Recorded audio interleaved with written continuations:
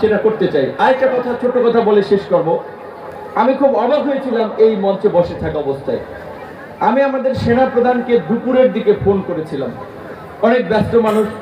তিনি দেখলাম এই কিছুক্ষণ আগে আমার কলটা ব্যাক করলেন। মানে ব্যস্ততার মধ্যে আমি নিজে অনেক মানুষের কল ভুলে যাই, অনেক মেসেজ ভুলে যাই। তো তিনি রাজশাহীতে আছেন, কালকে কক্সবাজার যাবেন। তিনি এখান থেকে আমার ফোনটা, মানে আমার কলটা দুপুরে গিয়েছিল, ব্যাক করেছেন। অল্প একটু কথা বলেছি। এই কথা বললাম এই কারণে যে এই যে জুলাই গণ অভ্যুত্থানের মধ্যে দিয়ে যে আমরা একটা পরিবর্তিত বাংলাদেশ পেয়েছি, এই বাংলাদেশটাকে সঠিক পথে পরিচালিত করা, নিজেদের ঐক্য এবং সংহতির মাধ্যমে নতুনভাবে গড়ে তোলা, আলেম ওলামা, সাধারণ মানুষ, পুলিশ প্রশাসন, আর্মি, সকলের আমাদের দায়িত্ব। কিন্তু একটা বিষয় আপনারা লক্ষ্য করবেন, যেটা হাদিসে আছে, কোরআনে আছে, যে মানুষ বিপদে পড়লে আল্লাহকে ডাকে, বিপদ উদ্ধার হয়ে গেলে আল্লাহকে তেমন স্মরণ করে না, ভুলে যায়। এটা কিন্তু একটা বাস্তব। কারণ আমি 18ই জুলাই দিবাগত রাত 19 তারিখ 12টার পরে 19 তারিখ হয়ে গিয়েছে, আপনারা জানেন যে গ্রেপ্তার হয়েছিলাম। আমি জেলখানাতে, এই কারাগারে থেকে, রিমান্ডে থেকে, জামাতের সেক্রেটারি জেনারেল থেকে শুরু করে বিএনপির স্থায়ী কমিটির সদস্য অনেক নেতৃবৃন্দ আমাদের সাথে ছিলেন। আমি মোনাজাতে একটা কথা বলেছি, আল্লাহ, এই দেশের মানুষ এত সংকটে আছে, এই যে মোদী বিরোধী আন্দোলনেও মাদ্রাসার ছাত্র আলেম ওলামাদেরকে কিভাবে নির্যাতন নিপীড়ন করে, সম্মানিত আলেম ওলামাদেরকে দেখেছেন কিভাবে লাঞ্ছিত করেছে। মামুনুল হক থেকে শুরু করে এই যে রফিকুল ইসলাম মাদানী, এরকম অনেককে তিনি বলেছেন যে তাকে নগ্ন করে মেয়ে ধরাইয়া ডিবির কার্যালয়ে চলে দিয়েছে। এই রকমের বর্বর জঘন্য ঘটনা একটা দেশের আইন শৃঙ্খলা বাহিনী ঘটাতে পারে, এটা কিন্তু ঘটিয়েছে।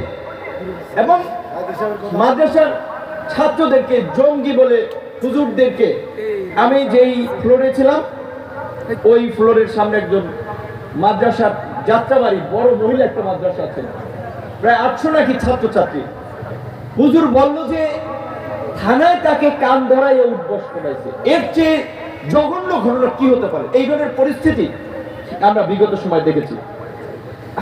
আল্লাহ আমাদেরকে এই পরিস্থিতি থেকে উত্তরণ ঘটিয়েছে।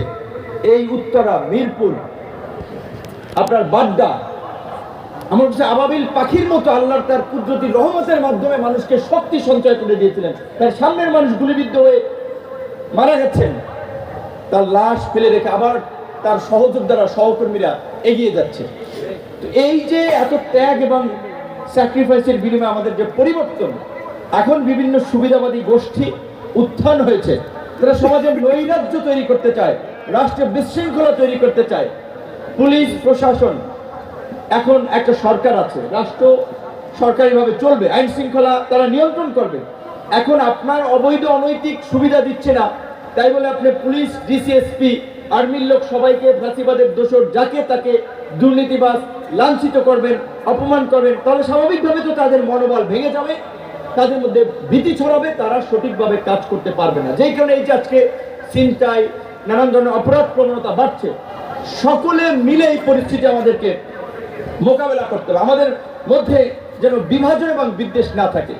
এই বিষয়ে আমি সর্বশেষ বাংলার সূরা আল ইমরানের একটা আয়াতের অর্থ বলে আমি শেষ করব, যেটা আল্লাহ পাক বলেছেন যে আর তোমরা সবাই আল্লাহর রজ্জুকে দৃঢ়ভাবে আঁকড়ে ধরো এবং পরস্পর বিভক্ত হয়েও না।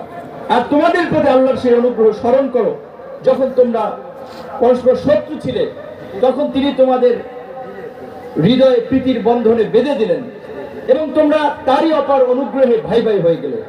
আর তোমরা এক অগ্নিকুণ্ডের কিনারে ছিলে, তিনি তোমাদেরকে তা থেকে রক্ষা করলেন। এভাবে আল্লাহ তোমাদের জন্য তার আয়াত সমূহ সুস্পষ্টভাবে বর্ণনা করেন যেন তোমরা হেদায়েত লাভ করো। এটা একটা আল ইমরানের আয়াতের বাংলা অর্থ।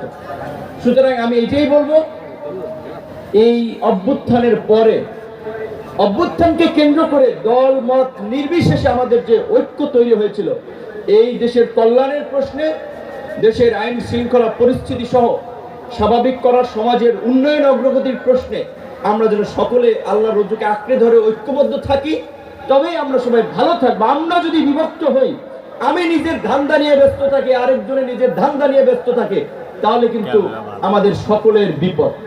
আশা করি আমরা সঠিক পথে এগিয়ে যেতে পারবো এবং সেই ক্ষেত্রে অবশ্যই আমাদেরকে এই আজকে কোরআনের পাখি, ইসলামিক স্কলার তারাও গাইড করবেন। ইসলামিক স্কলার, আলেম ওলামা, হাফেজদের কাজ শুধু আজান দেবে, নামাজ পড়াবে সেটা না। ইমাম শব্দের অর্থ নেতা, যেটা বলেছেন তাদেরকে নেতৃত্ব দিতে হবে সমাজের বিভিন্ন সেক্টরে। একজন হাফেজ পুলিশের এসপি হতে পারেন, ডিসি হতে পারেন, এমপি হতে পারেন, মেয়র হতে পারেন। যে লোকটা আল্লাহকে ভয় করে, আল্লাহর কোরআনকে মেনে চলে, তার দ্বারা দুর্নীতি, অন্যায়, অনিয়ম হবে না।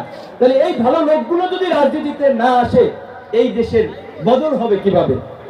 তো কাজে ভালো মানুষকে রাজনীতিতে আসতে হবে। রাজনীতিবিদরা রাষ্ট্র পরিচালনা করে, ভালো মানুষগুলো আসলে দেশ বদলে যাবে। আমি একটা দল করি, ধরেন আমার দল আপনার কাছে ভালো নাও লাগতে পারে, আমি খারাপ মানুষ হলে আমাকে মানুষ রিজেক্ট করবে। মঞ্চে এরকম অনেক ভালো মানুষ আছে, তাদেরকে মানুষ জনপ্রতিনিধি বানাবে, তাহলে কিন্তু মানুষ ভালো থাকবে। এইটুকু বলে আমি শেষ করছি। আসসালামু আলাইকুম।